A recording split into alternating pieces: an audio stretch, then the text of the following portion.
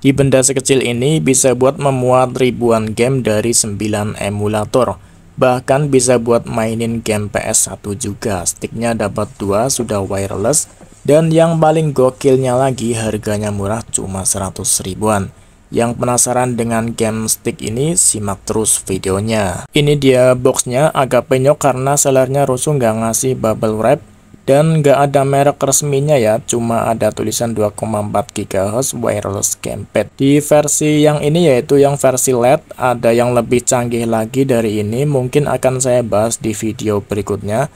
Mari kita unboxing. Di dalamnya terdapat tray yang berisi game sticknya, di bawahnya lagi terdapat 2 stick controller. Untuk part kecilnya ada USB dongle untuk nyambungin controller ke game sticknya. Ini sudah wireless ya, jadi bisa dimainkan lebih leluasa tanpa kabel. Terus ada kabel ekstensi HDMI untuk perpanjangan apabila port HDMI di TV monitornya sempit, bisa dipanjangin pakai kabel ini. Oke, lanjut lagi, ada kabel USB micro. Ini sebagai kabel powernya, jadi kabel ini bisa dicolokin ke charger HP ya, atau kepala charger, port USB atau port USB yang ada di TV juga bisa. Untuk game sticknya sudah dilengkapi dengan memori micro SD untuk menyimpan file gamenya. Jika sudah terpasang semua, jadinya seperti ini ya. Kabel USB A akan dicolokkan ke adapter charger atau kepala charger, dan kabel ekstensi HDMI-nya akan dicolokkan ke TV langsung ya.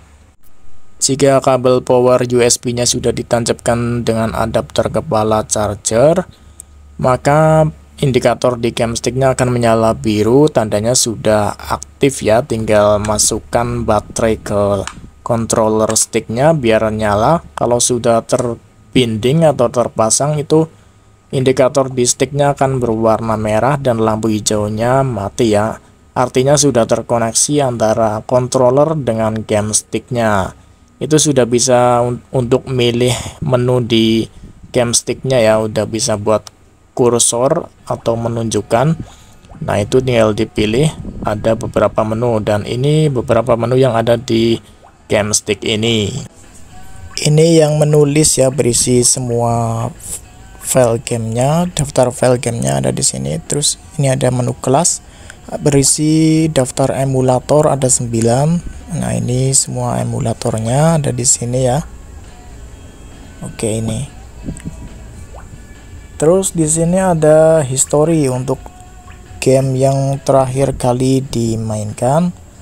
Terus ini ada favorit. Nah, ini semua favoritnya bisa ditandai ya. Dan terus ada fitur searching atau pencarian game, karena gamenya banyak banget, jadi ada fitur pencarian untuk mempermudah mencari gamenya ya. Oke, ini fitur pencarian. Untuk menyimpan game yang sedang berjalan, ini bisa disimpan save game ya, atau save penyimpanan levelnya. Tinggal klik start dan select, nanti ada menu save state atau save data. Ini ada save state, klik kiri. Untuk menyimpan ada 6 slot ya di sini. Nah, jadi seperti itu untuk menyimpan data levelnya. Oke, ini saya akan memainkan game Tekken di PS1. Sambil main game, saya akan membahas kelebihan dan kekurangan dari game stick ini ya.